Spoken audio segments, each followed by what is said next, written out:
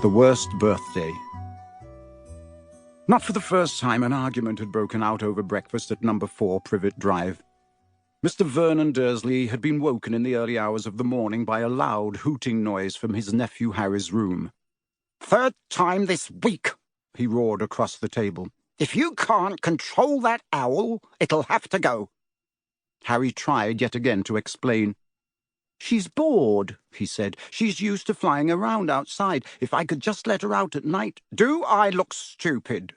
snarled Uncle Vernon, a bit of fried egg dangling from his bushy moustache. "I know what'll happen if that owl's let out." He exchanged dark looks with his wife, Petunia. Harry tried to argue back, but his words were drowned by a long, loud belch from the Dursleys' son, Dudley. "I want more bacon." "There's more in the frying pan, sweetums," said Aunt Petunia, turning misty eyes on her massive son. "We must build you up while we've got the chance. I don't like the sound of that school food." "Nonsense, Petunia. I never went hungry when I was at Smeltings," said Uncle Vernon heartily. "Dudley gets enough, don't you, son?" Dudley, who was so large his bottom drooped over either side of the kitchen chair, grinned and turned to Harry. "Pass the frying pan." "You've forgotten the magic word," said Harry irritably. The effect of this simple sentence on the rest of the family was incredible. Dudley gasped and fell off his chair with a crash that shook the whole kitchen. Mrs. Dursley gave a small scream and clapped her hands to her mouth. Mr. Dursley jumped to his feet, veins throbbing in his temples. "I meant please," said Harry quickly. "I didn't mean—" "What have I told you?" thundered his uncle, spraying spit over the table. "About saying the M-word in our house." "But I—" "How dare you threaten Dudley?" roared Uncle Vernon, pounding the table with his fist. "I warned you. I will not tolerate mention of your abnormality under this roof." Harry stared from his purple-faced uncle to his pale aunt, who was trying to heave Dudley to his feet. "All right," said Harry, "all right." Uncle Vernon sat back down, breathing like a winded rhinoceros, and watched Harry closely out of the corners of his small, sharp eyes.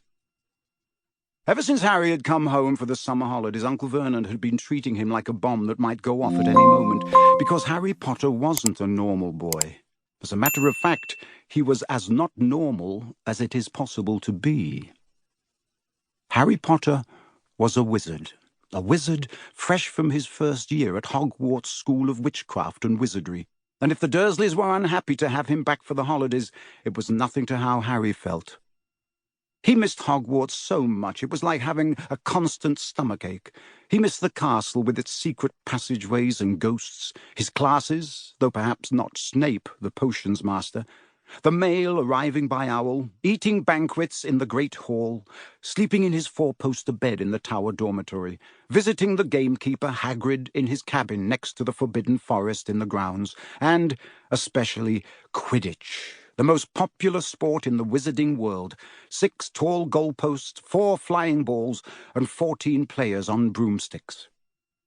All Harry's spell books, his wand, robes, cauldron, and top-of-the-line Nimbus 2000 broomstick had been locked in a cupboard under the stairs by Uncle Vernon the instant Harry had come home. What did the Dursleys care if Harry lost his place on the house Quidditch team because he hadn't practiced all summer? What was it to the Dursleys if Harry went back to school without any of his homework done? The Dursleys were what wizards call muggles.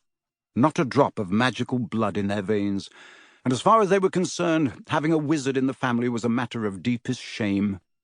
Uncle Vernon had even padlocked Harry's owl, Hedwig, inside her cage to stop her from carrying messages to anyone in the wizarding world.